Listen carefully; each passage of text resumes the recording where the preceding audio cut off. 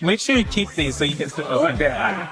What's going on, you guys? Welcome to Breaking Barriers, right? I'm James Cox. This is Mike Mal and Lee Schneiderman. And we are joined today with a great guest, great friend of mine, all right? Both also great competitor of mine as well, all right? Nate Jackson, man. So, I mean, one, I'm excited to be here with all of us, even right? A lot of pieces coming together to make this happen. But Nate, man, really what I want to talk with you about, one is how you doing? Because we haven't connected in a minute. I know, man. It's been too long. I'm good, man. I'm super plugged in. I'm in New Jersey doing my thing, helping families get to higher level education, helping families figure out how to become wrestling families and what that looks like. And just raising my family too. Raising my family. I have 4 children. My wife is super busy. But it's been real cool. When you say helping people learn how to be wrestling families, that seems like a daunting task, number one. Because, like, we all bring each other up through this sport, but it's like the individual, and it's always so individual based. For sure. There is a whole ecosphere Yeah. that goes along with this sport. So how do you help facilitate that? And what does that mean specifically? Like you're saying you help people learn how to do wrestling families. What does that mean? Yeah, so first of all, I take a scope that's outside of wrestling because we're all human beings, right? So the truth of it is families are trying to figure out for their own family how kids can be successful in life. I've been blessed with the opportunity to wrestle and have some success and have a lot of connections. I spent 7 years coaching at Princeton University. I've been all over the world from a sport. And my life story says that maybe I shouldn't have been able to do that because of where I've been from and the lack of resources that I saw in my direct proximity at the time. So for me right now, it's like educating parents about the resources that are around. And then myself as a wrestler and a coach, really helping the individual kid, like how to just chase excellence because the things that we learn as wrestlers, like they really just builds up character. But all of the wrestlers, like before they even see themselves as like high level wrestlers, they have something that they're special at. Whether they, I don't know, maybe they have a special diet, maybe they are exceptional at reading, maybe they are exceptional like in music, or they have great interest in video games or whatever. So I work to get people to understand that, hey, when you put your focus into something, you get more opportunity to grow in that area.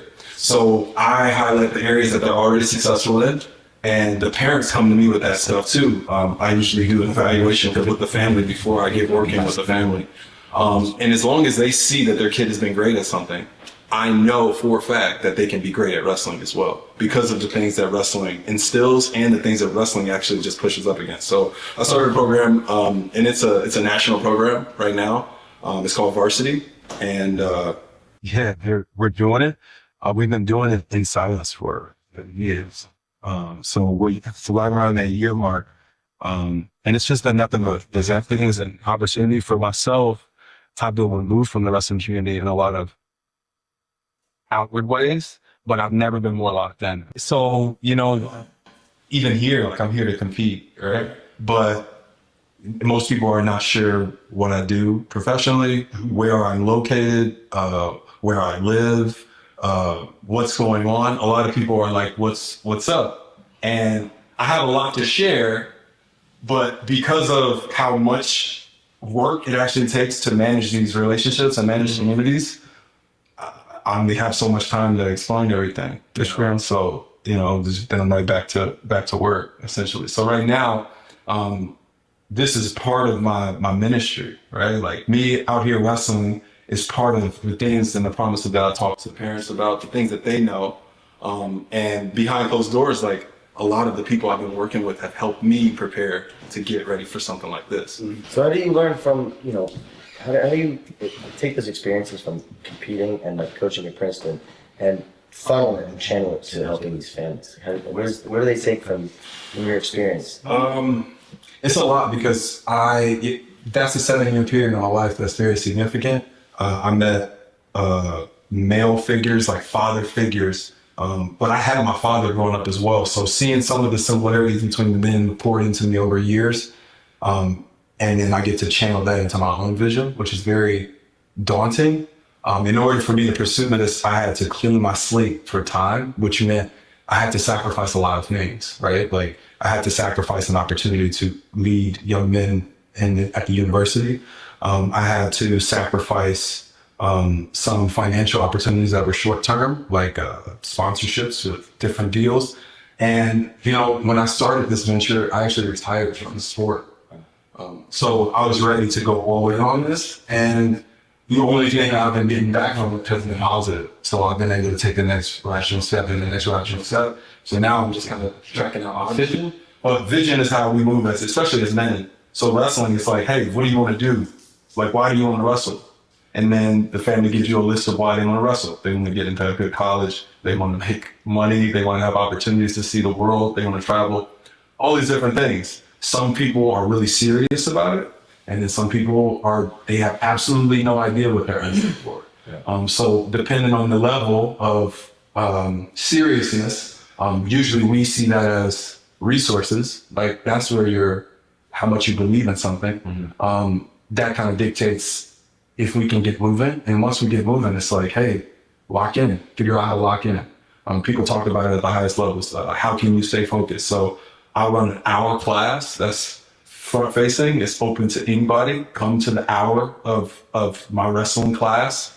And from that experience, they see that it's different than most wrestling things. For sure. Because what I'm doing it is wrestling specific, but I think there'll come a time that it can move outside of the wrestling community as well. Well, it's got to. I mean, I think something that I always preach to my guys, especially to the kids that I recruit, coming to the OTC for the EAP program. And I tell parents that I care more about you as a human being than I do about you as an athlete. Now, I know what I can do for you as a coach, right, and on the wrestling side. But I also want to make sure that as that matures, so the person comes with it as well. Yeah. So that they both are, because when you're done, I always tell guys, like, this is a short life we live.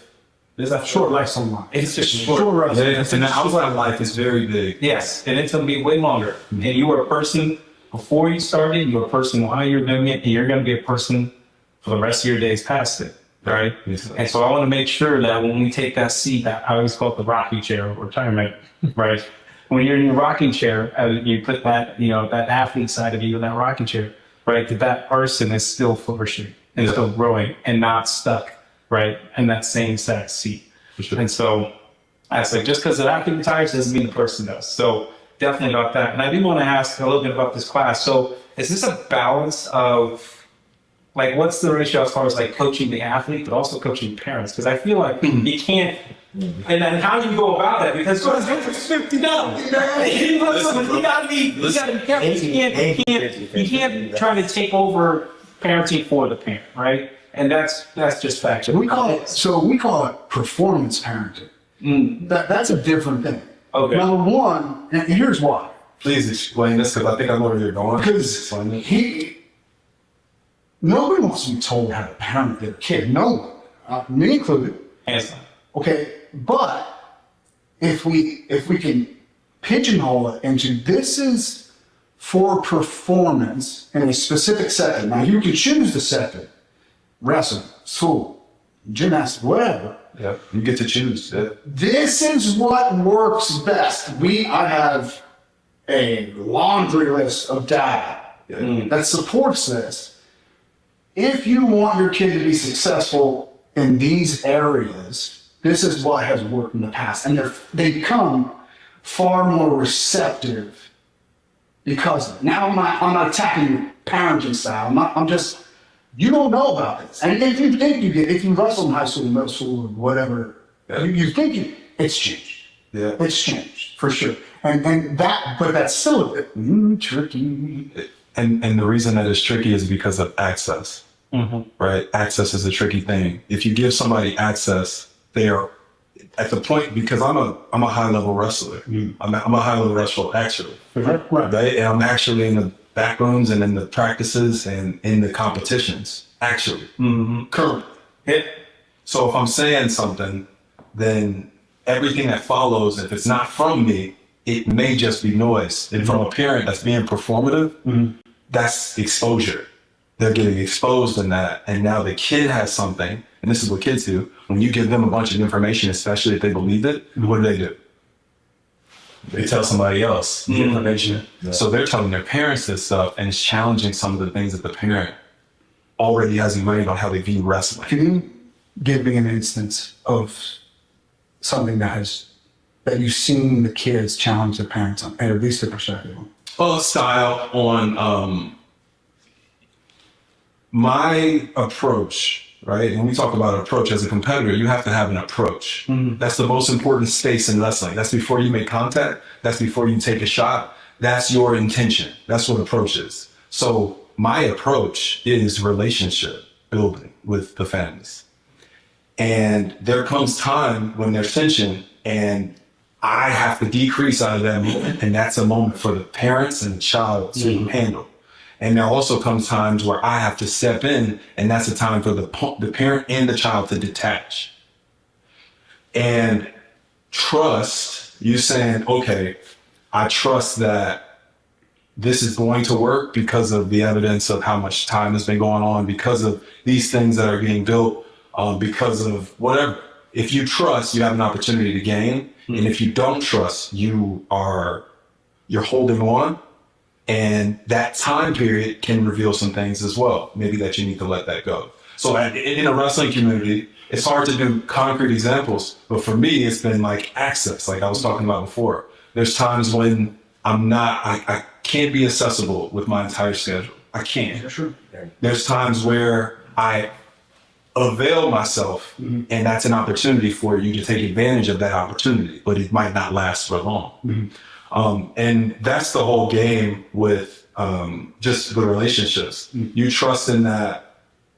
It's really just come down to trust. Do you trust that your kid is being watered the proper way? Sure. And even if you don't know what the gardener is doing, you don't know whether they got chemicals in the water that they're watering the plants with. Like, you have to trust that the gardener might be better at cultivating that wrestling if that's what we're That's the goal.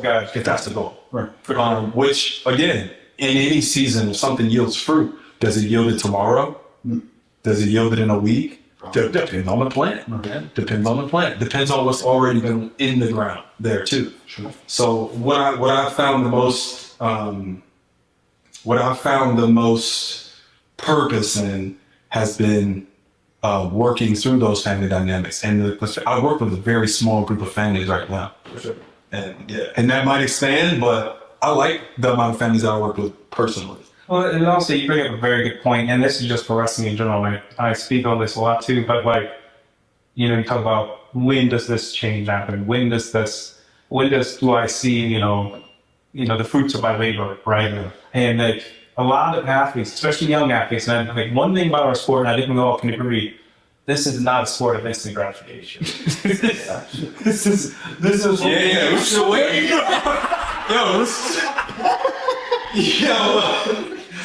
it takes, for us, the unlucky ones, it takes years to get to the level that we are striving for the goals that we've set for ourselves. Yeah. And so being able, and I think one aspect of being a good coach, not only in wrestling, but also to your point, in life as well, is being able to, as a coach, is being able to help athletes pinpoint the smallest of victories, the smallest of progressions, right? Like in football, it's easy, right? Like if I'm a wide receiver, they throw me the ball, right?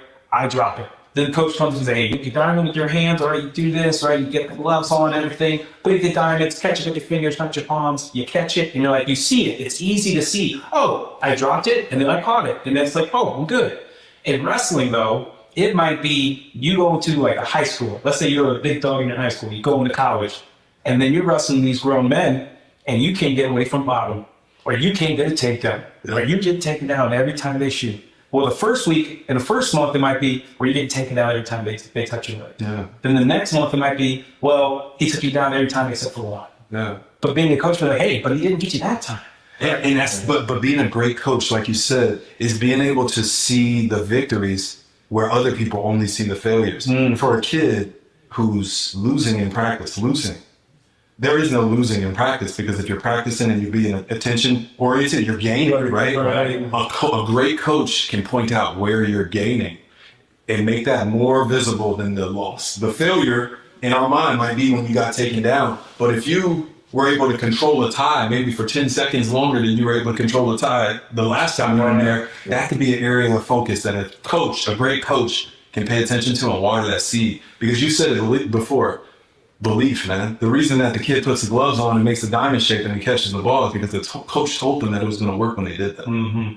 If the coach didn't tell them that, they may not have thought that would work. For sure. But it's easier for them to see it on the football field. We're using football, yes, as an analogy for now. But it's easier for them to see it. Yeah. It can feel. Bro, this sport's me. Like, it's brutal. It's so hard. It's a lot harder, like you said, from the football catching it, than having someone mush your face in the mouth. You're doing great. You're doing great. You're doing great. You're doing great, bro. You're coming a long way. But explaining progress is one of the most difficult things. So I've kind of stepped away from coaching, but my son still comes to me quite a bit. He gets upset, like he's not having the success that he wants. Yeah. But like I give him very tangible things to look at. Last year you went to Germany, for example. Yeah. You went 1-4 in high school division. Okay, good.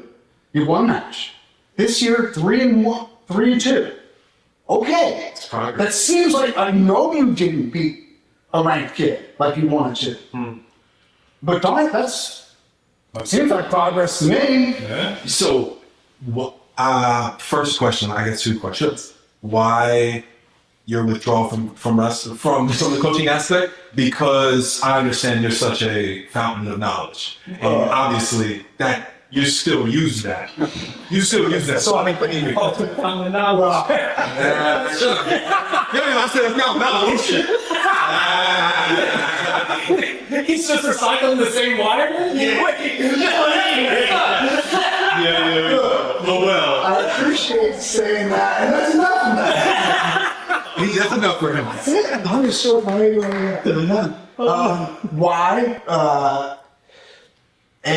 Time restrictions, right? So I'm really just focusing on 5 kids right now that are, I think that should be coming, right? That's it.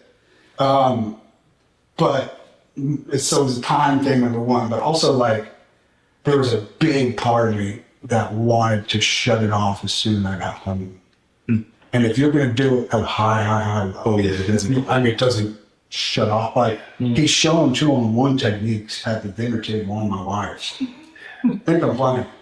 I mean, it's like, hey, she's setting the table, bud.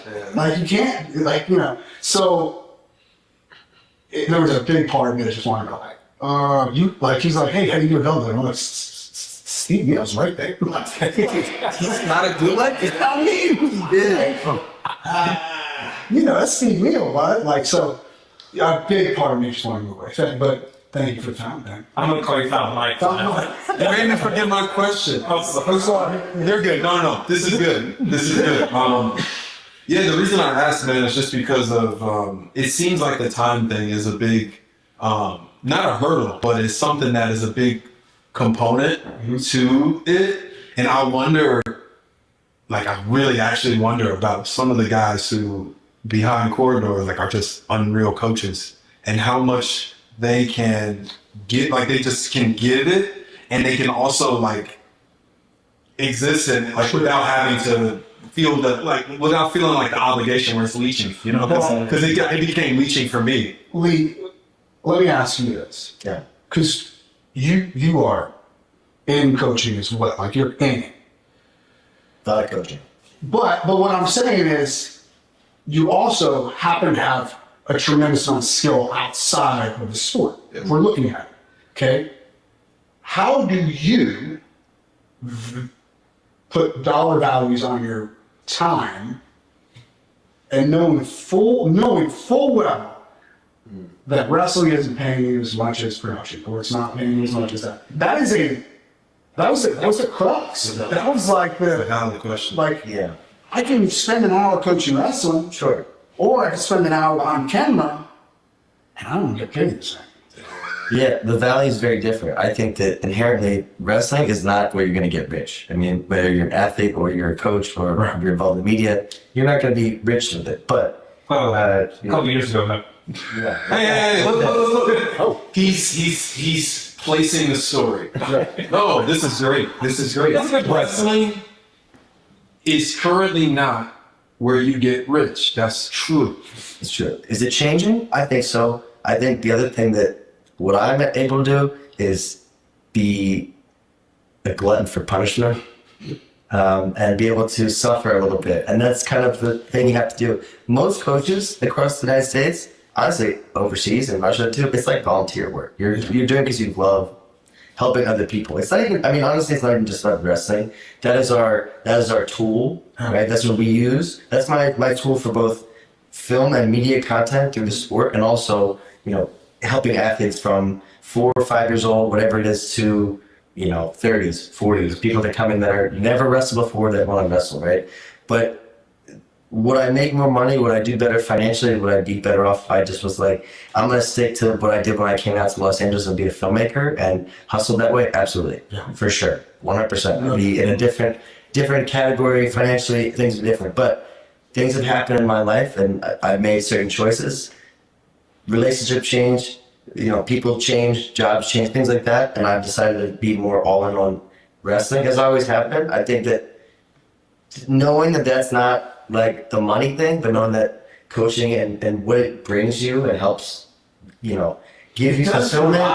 It does. No, but I'm saying like, I always think of the big bouncing, the new vibe. Yes. But it's like the sport provides. It does. It's just tough. It's like, you play setting action. Yes. It's weird. It's weird. And it's almost a crutch.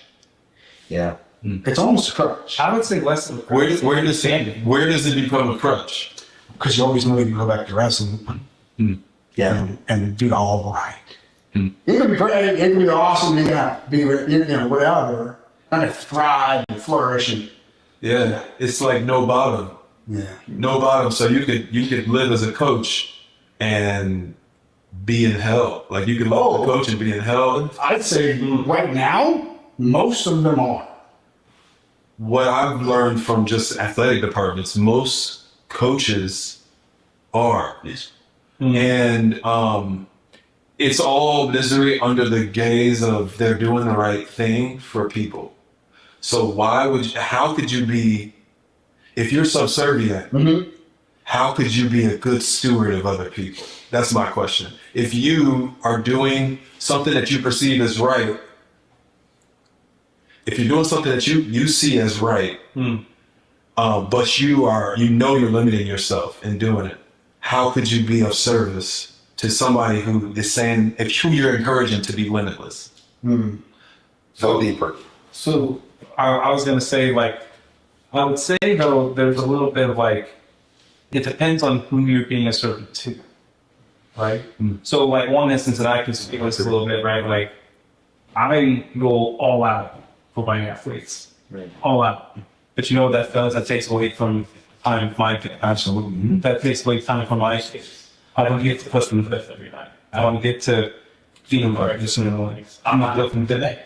Right? So it depends on where I'm putting that time, right? Like what you say, time is really the common denominator. It's the only thing. It's the clock. Yeah, it's the It's the clock. The money sign's one thing, but the time is completely another, right? So it's so I think it depends on that. So it's yes, I think we have plenty of coaches who are, when we look at the sport from, hey, what are you supposed to be doing? How are you supposed to operate? Yeah, we're doing the right things, right? But those right things still take away from other aspects of our lives because of what we pour into somebody else. Because now that I've given you this cup and I poured all I have into you, do I have it now to take home to this? Do I even have the time to bring that cup and present it to my family, or to my friends or stuff like that? And honestly, the sacrifices are a little different. They look different, but they're kind of along the same lines. Because even with wrestling, you got to go to practice. You gotta go and travel. Yeah, you have to pay it. He did like 25. He did like 25 or 30 matches in the summer. And it was still. Yeah, but she was the first time. You went to France like 3 times. I don't know. What are you talking about?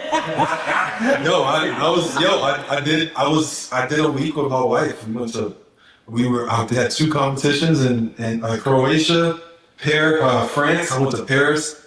We went to Italy. He went to Barcelona. We went unreal experience that wrestling paved the way from, and that the coaches who were there and put in the time and stayed, the coaches who were at the time for me at Princeton, and the coaches who had left where they were at home and came overseas to be there for me there, the people availed themselves, man. So it's like, these are real life things that are happening, and there's time associated with it. The question is, what's the value of our time? Mm-hmm. Because if the value of our time we're saying is different because we're wrestlers, prove to me, show me why our time is less valuable than any other human being's time. And once you can explain that, then I can say, okay. But if you can't explain that, then that means that the people who all agree that we work very hard and we do right by each other, especially by each other as a community. Okay. Our community, bro, is so tight, but it's so limiting because they've seen so much together. Once our community decides that we're just going to break through the box as a community together without all of the infighting, you can fight amongst the winners and stuff, but we have to celebrate each other. We actually have to celebrate each other. Iowa should love that Penn State is competitive with them. Penn State should love that Okie State is competitive. Okie State should love that Nebraska is doing well.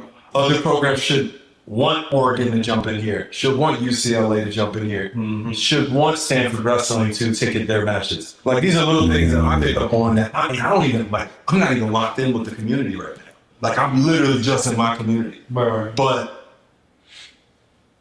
anything that can happen at a small level can happen at a large level. That's as well. really hard, though, Nate. You know it's hard. Okay, what does that mean, though? But here, because if it's hard, you're saying something. That's fine. It's really difficult to unlearn the competitive nature that it took to get to the point that Kale or Brance or John or whomever was at, and put that aside for the betterment of the sport. Now, they say they will.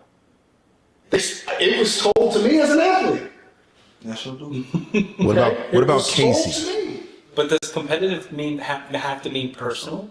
Does competitive? I think that's what. Is it not the same thing though?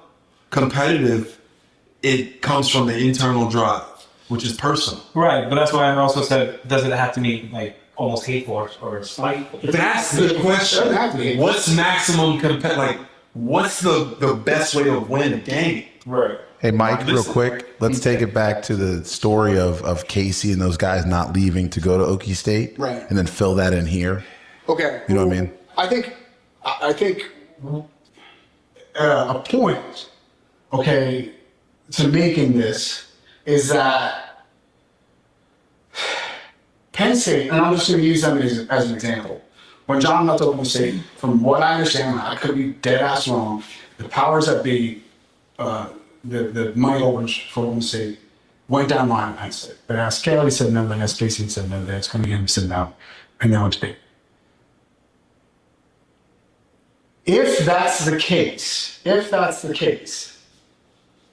would we not, and I'm not saying David's not going to do a great job, I'm sure he will, but if we have our eye on the grand picture of things, wouldn't it be better to split up the monopoly and go, all right, let's break this off a little bit?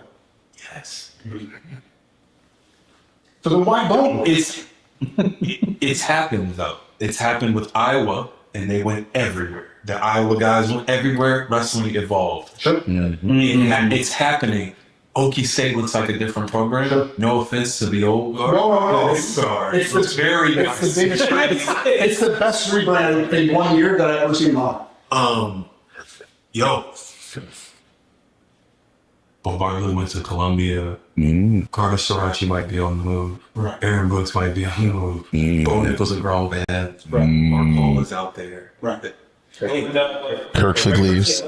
Greg Kirkman, Ed Ruth is at Illinois. Yeah. Mark Hall is at OU. Like, hey, I see what's happening. I actually see it. Like, how long, and this is a question for the wrestling community, how long will people who are not qualified to be head coaches be head coaches? Now listen. Now listen. What are the qualifications for an NCAA head coach? That's the question that everybody has to ask. That's the question that everybody has to ask. That now you want to talk about hard. Oh, yeah.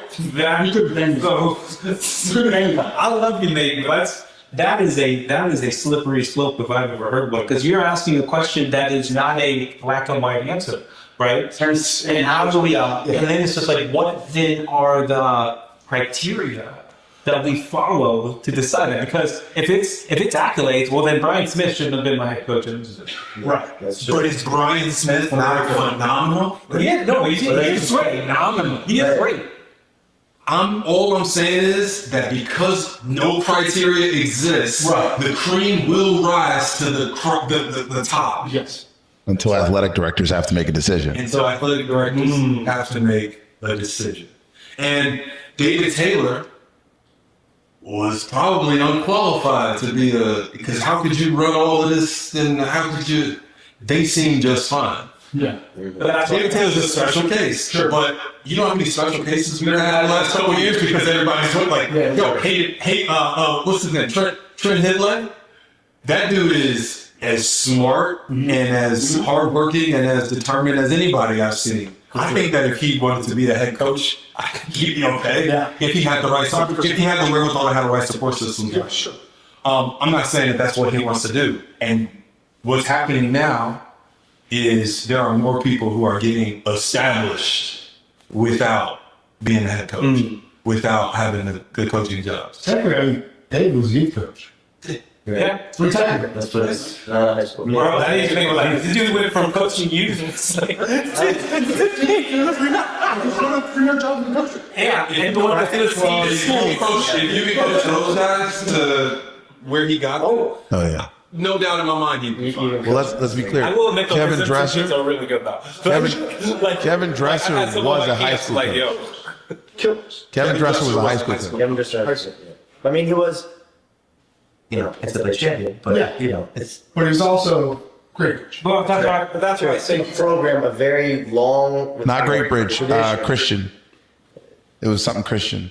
Not Great Bridge. I know you're talking But about. that's why I'm saying, like, I'm saying, like, I disagree with you on that, but I'm saying, like, it's like, if you're going to create that criteria, we're going to figure out what that criteria, well, we have to figure out what it is. Okay. We're here. But it's different for every program, no? Oh, man. But But if we are here to blow it out of the water, what do we want to do? Because if we create a situation where, let's say, all the people from Penn State are everywhere coaching these guys, can we not agree that the level of wrestling is going to increase? I'm so happy Jason Nolf is in Texas. Yeah. I'm so happy. Like He's doing videos and stuff, too, like sending out coaches. this wrestling is increasing, man. Things are getting better. And the evidence is we win more overseas. Oh, yeah. All right. So, but like, why not put our fingers on it for a second? So if we have a pie chart, okay? We have a pie chart right now. Oh, we're going to get in trouble today. How much people out there that are fine. Forget about it. Forget about the bad ones. Let's say if we wanted to build an NCAA coach, okay. wait, how much of it has to be fundraising? Management versus coaches? Just fundraising? Let's talk about each department. Oh, man. 60%. 65%, something like that? 65%. Yeah. As an NCAA coach. Okay. You're raising money. I'd say it's almost 75. Yeah, okay. But okay, Yeah. let's call it 60. So we have 40% to deal with. Do they have to have technical knowledge in the sport? Head coach? You gotta be able to do something, I think. A little bit, just enough technical knowledge. Today, yes. Yeah. Today, yes. You have I to be would a say that's- CEO. Give it a number. I give it like Princeton I'd probably say this. CEO. Princeton hires CEOs. Yeah. Yale hires CEO. They're hiring CEOs now. They're hiring other people to come in and do the technique. But Joe knows. Joe Buchanan. Joe Technique, like for sure. I would say the world looks like 15 to 20% of tech. I'm just the crowds. So 15 to 20. Okay, so 20% to do.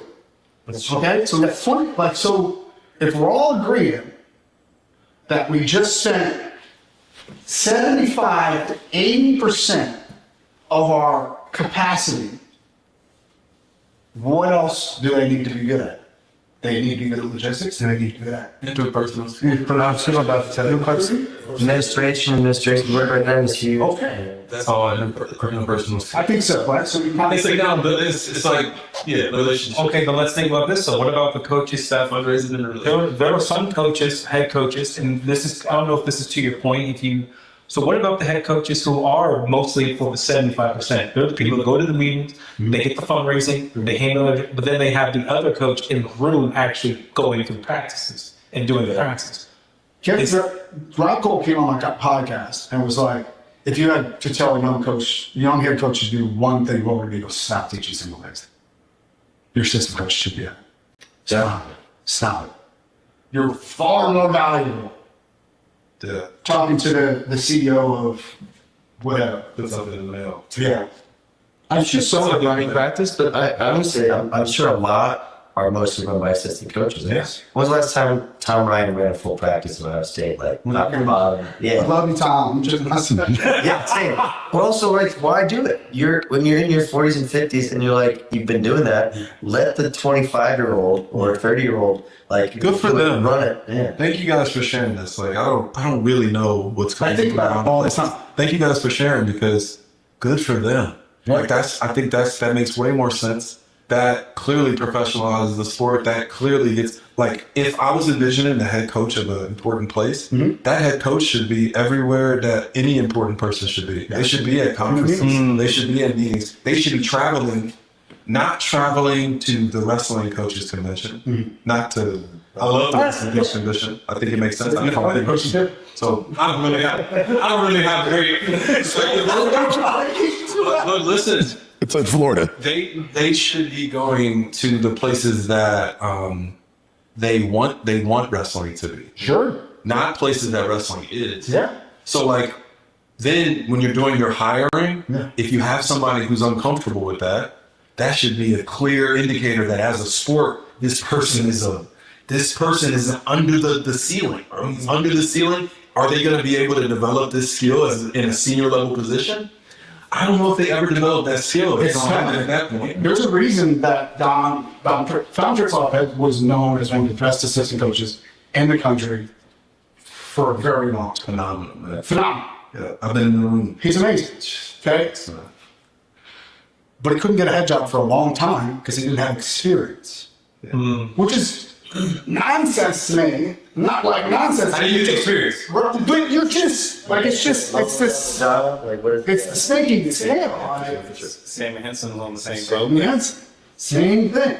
Took over. You can do it. You can do it. Yeah. At a high level.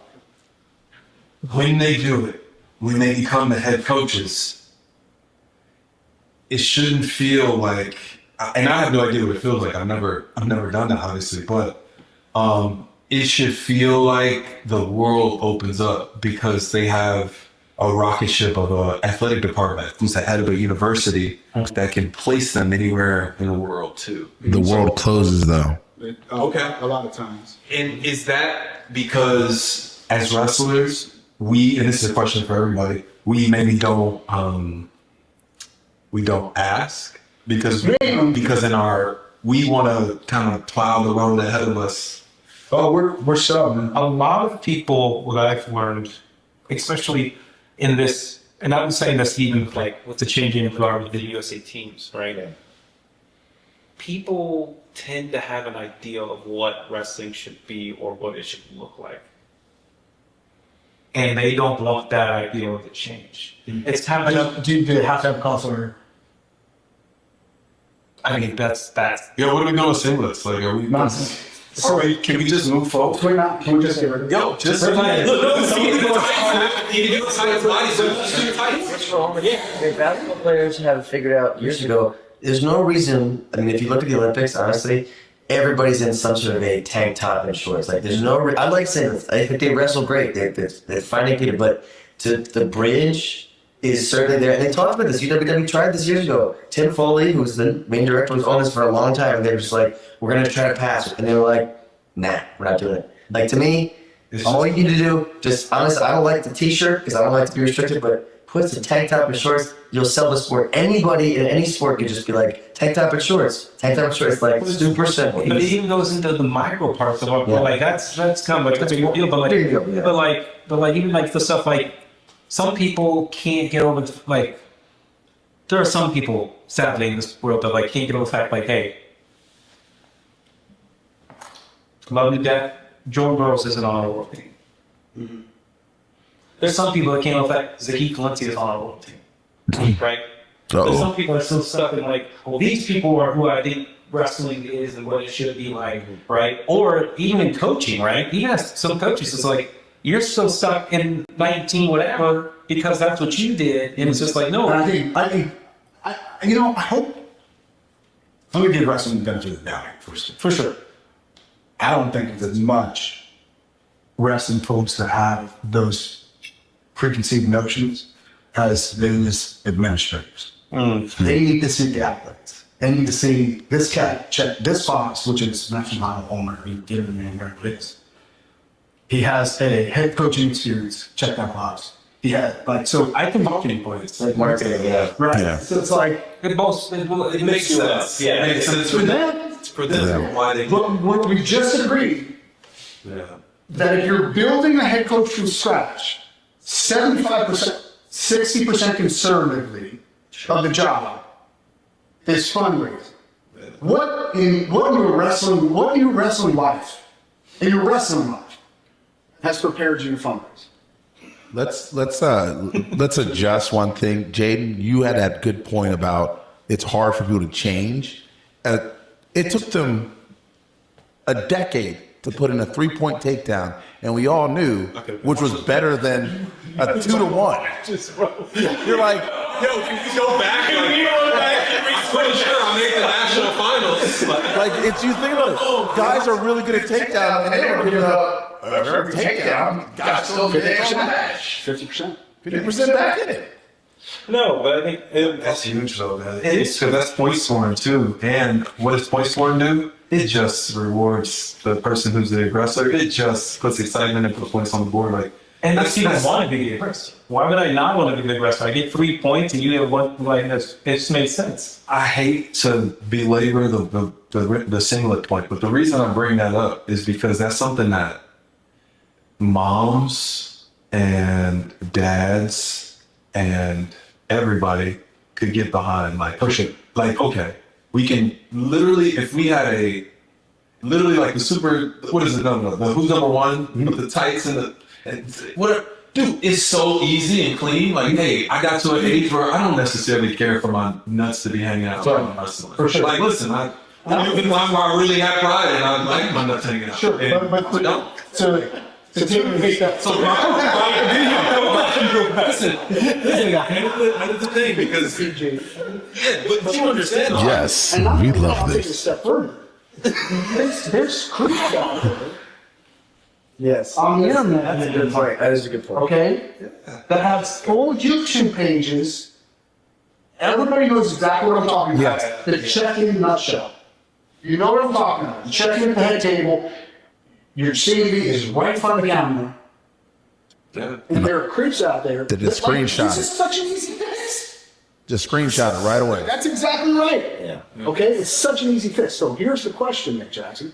What are you wearing tomorrow night? I'm wearing a wrestling singlet.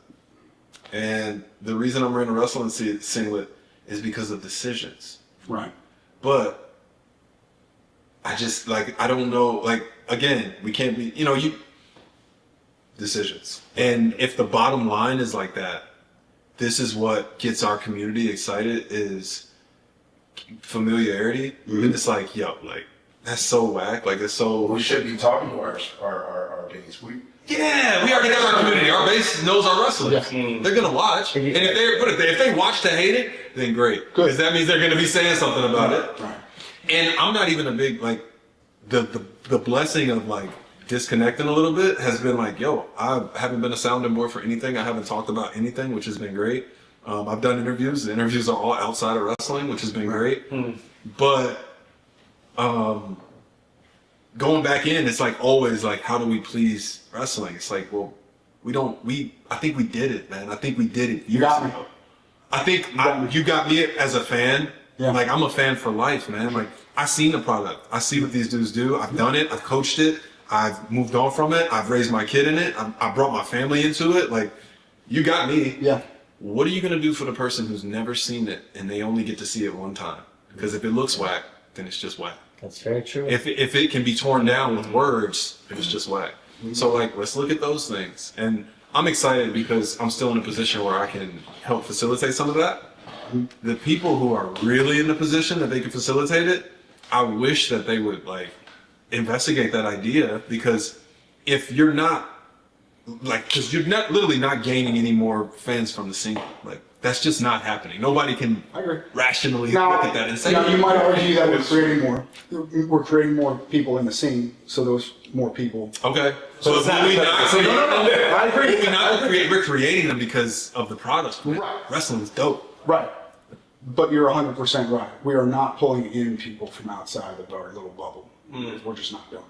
It'd be sick if RAF did a card with like, I was hoping that I'm still holding out some hope that maybe they throw a card and it'd be something different, you know? They do it in the Russian Pro League. They put them in tank tops and shirts and stuff. That looks. Wasn't that the one that I want Dolph to wrestled in? Yes. Yeah. Yeah. I think Walnut shirt. It's tank top. Give me this. I like the walnut. It looked good. I think it would look good. I think that It's going to wrestling. two piece. Yeah. And yeah, it is still wrestling. I think wrestling shirts on, you know. I think that the two piece should be tight. I understand why they want it to be form fitting. Like, hey, like these dudes are professionals. These dudes take care of their bodies. Like, yo, they should. That's dope. That's cool. Sure.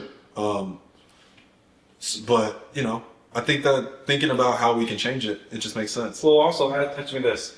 In your whole entire wrestling career, which one did you wrestle more in? Shorts and t-shirt or singlet? Shorts and t-shirt. Shorts and t-shirt. Oh, every one of us, it's that answer. I don't put singlet on anymore. I do, but Just a bit. Just a bit. Yo, Jaden still wears his. Yeah. Okay. Before we run out of time, For sure. I want to talk about you, the human being. You talked about trust with some of your parents and athletes. When they are in building trust, you have to kind of give of yourself. When they come to you with problems, like personal problems, what instances do you share with them that you know will build trust? And it's not for the only to build trust. It's not like a self-serving thing. Yeah. What life troubles, what life things have you shared with them that you know will build trust? A big part of just trying to build like an ecosystem, I went on the road as well. So I did a little bit over 20 wrestling seminars just around the country. And I made sure to go to places that were just like a little low key. Like I was in Kansas, I was in Nebraska, I was just in places that I haven't been. And some rooms were as small as like, I don't know, 10 kids. And then some rooms were as big as 500 kids. In that, I was able to kind of refine a product. And the product that I personally like identify with is just sharing my testimony. So sharing certain parts of my life that have really shaped me as a man. Talking about my wrestling journey. I don't know why this has to go. Yeah. Just go. Talking about my wrestling journey, like with different experiences is cool, but you have to like be a human being too. Like, hey, where are some of your pitfalls? Who were you when you were 17? You know, when I was 17, I had a child on the way, you know, with my girlfriend. Okay, who were you in college? When I was in college, I had 3 children in college before I graduated. Okay, who were you when you got your first job, or when you get, like when I got my first job, like this was my situation. In doing that, like I got deeper in touch with my own story, but I learned that trust isn't something that you manufacture. Trust is something that I think trust is a person. Trust is a personality. Trust reveals itself to you. And it's something that when you hear it, you know it's the truth. When you feel it, like you know that somebody genuinely is caring, trying to build in a real relationship and connection. I've understood that from Christ, from the person of Jesus. And, you know, through just kind of time with scripture and different things, like I've been able to kind of cultivate a relationship with Jesus that feels good for me as I kind of continue to build and move forward. But the people who come into that bubble, I've been very forward with that. So it's not something that I'm forcing like, hey, if you don't believe in Jesus, you can't work with me. What I've learned is certain qualities that Jesus represents. He wanted people to have right standing relationships.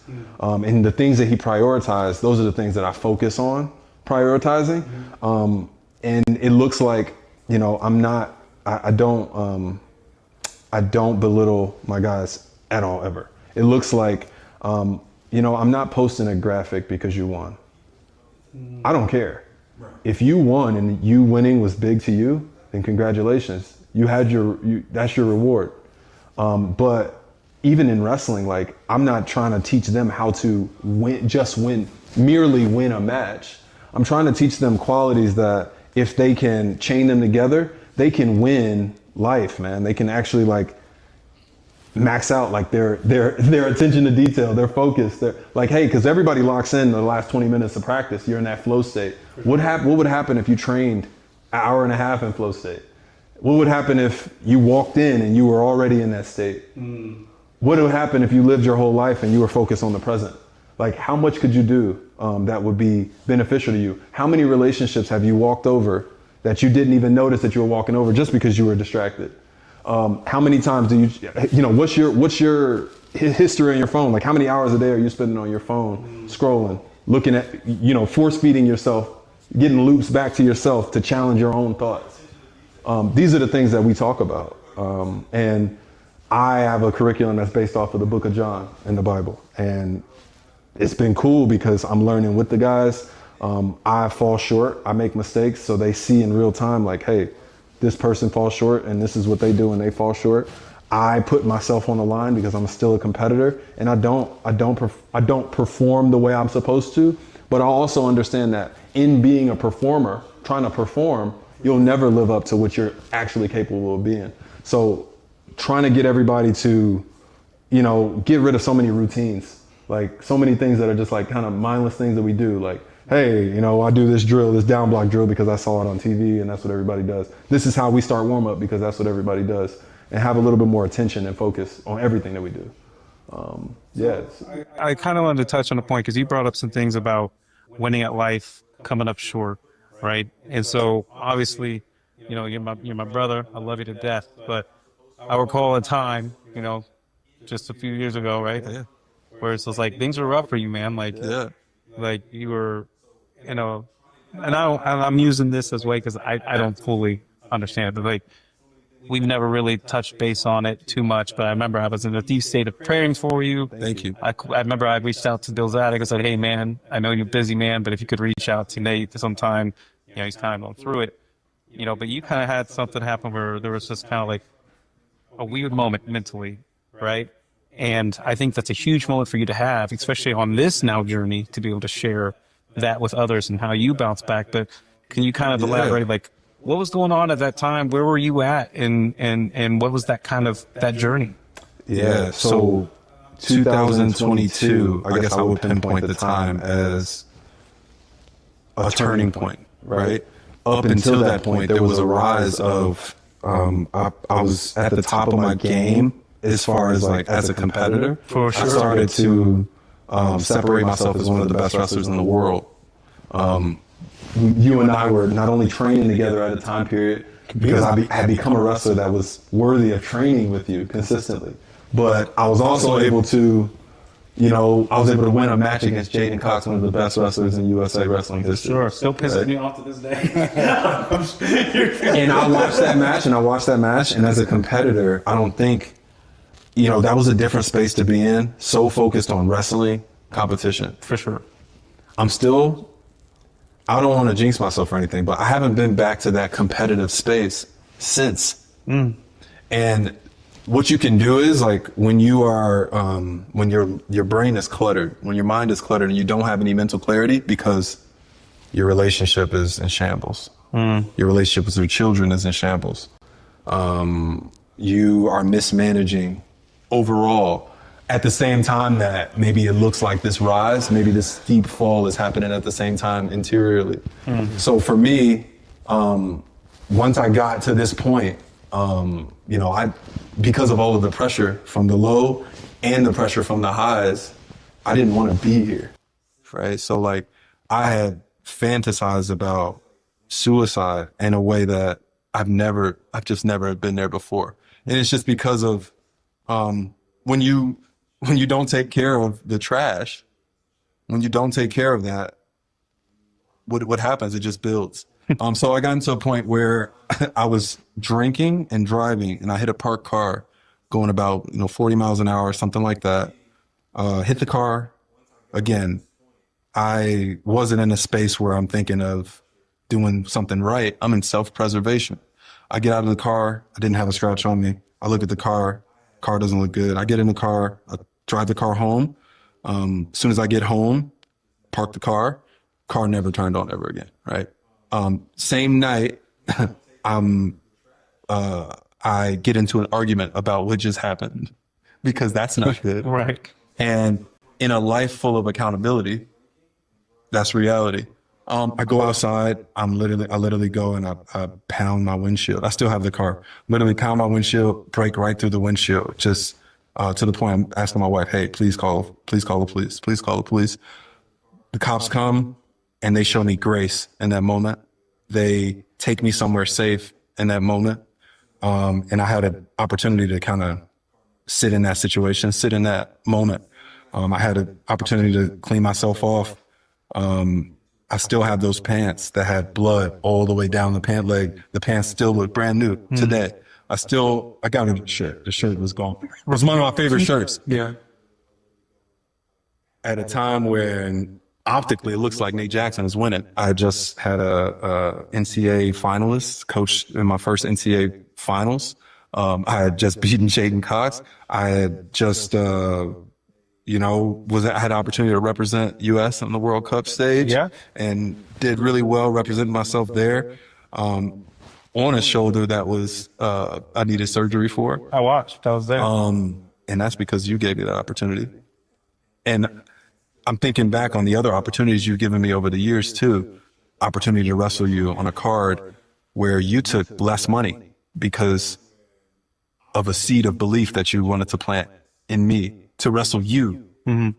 I was a different weight class than you, but you saw it as an actual match. So I had an opportunity to look at myself differently in the mirror that night and say, you know what? I can wrestle Jaden Cox. I wrestled you. I lost. My son coached me in that night. I remember. You remember how small he was? Yeah. My son is your height now. Yeah. You say he's taller than me now. Maybe your height. Maybe he might not be taller. Yeah, sorry. But the point is, man, that situation, I had a lot of choices to make after that. I had a decision whether or not I was going to get a divorce, because I was going through a divorce. I was all about the divorce. I had already rationalized it. I had already decided how it would happen and how we would do it. I was going to take care of my family still. Me and my wife reconciled. The way that we reconciled was we had a moment in the basement where we started cleaning up our house from the top to the bottom. And in cleaning up our house, and we realized that, man, like, these habits stack up in all places. So if your house is a reflection of your mental state. We started cleaning up our house. And Literally. Literally. We started cleaning up Because our if house. that's not metaphorical, I don't know what is. Well, I was reading this book by Jordan Peterson at the time, and it was he was talking about the 12 rules of life, and keep your head up, get your head up, and put your shoulders back, and clean up your room, and all this stupid stuff, right? Yeah. All this simple stuff. As I started to peel this stuff away, as my wife saw me take more accountability for what was going on the inside of the house, she turned into a machine where she was cleaning up the house on the inside, which made me look at the outside of the house. I removed, I don't know, 100 trees from around my house. I removed this long bush that made the house look ugly. We got everything together, man, and I had a breath of fresh air. We took a trip to my wife and I, the first trip that we've taken at the time together, and we've been married for years. Sure. But we had never taken this trip. It was me, my wife, and it was Austin Schaefer, right? Chief Keef, right? Big Chief. Chief Keef. Jesus. We went to the OTC to train. So we were training. I was training at the OTC.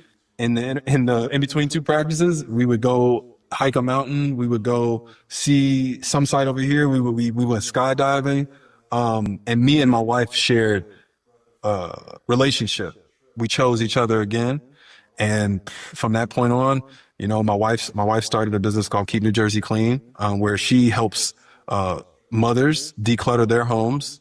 You know, there's a lot of exciting news around that, but that's been something that I've been investing my time in. My children are able to see that philanthropy. And that's at a time where maybe I wanted to do philanthropy in different ways, but if your house is not in order, where do you start? Right. And that's what my wife was feeling at the time. And because she was feeling that, there's things that happen, separation. There's things that I did to her because of separation.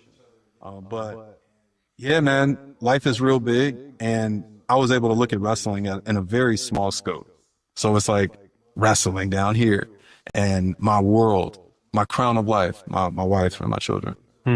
So to see them every day stable, to see a woman whose mind had been gone, to see her mind be back in her and in a way that can pour into me when I need it, can pour into my children in ways that I can't.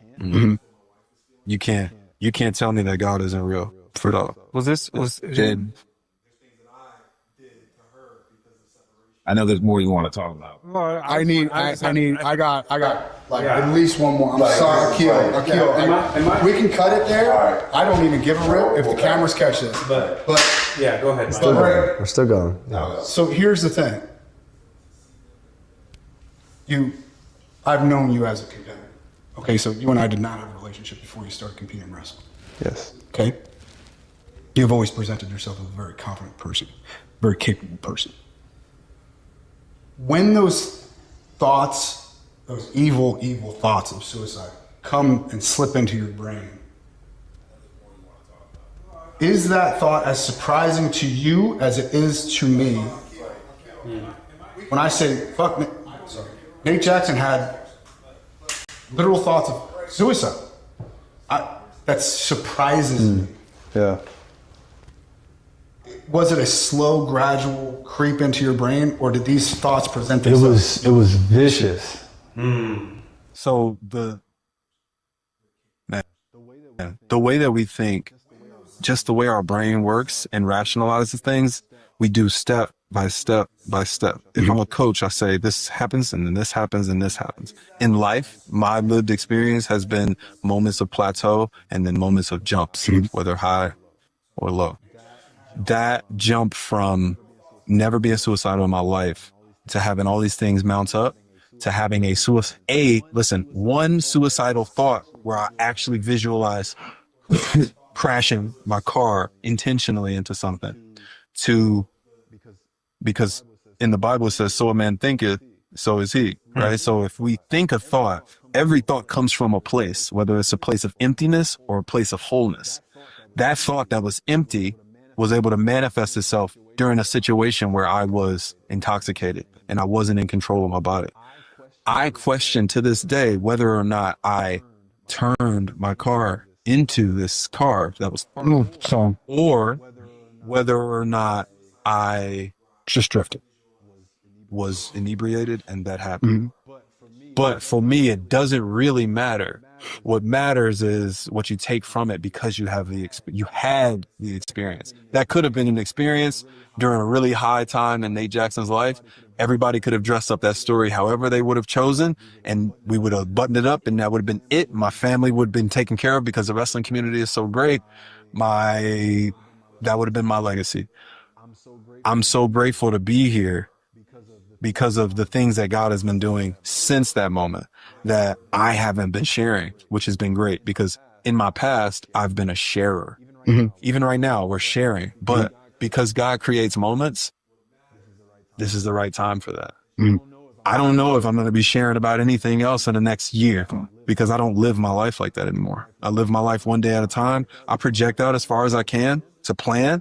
But the truth is, I should have been dead then.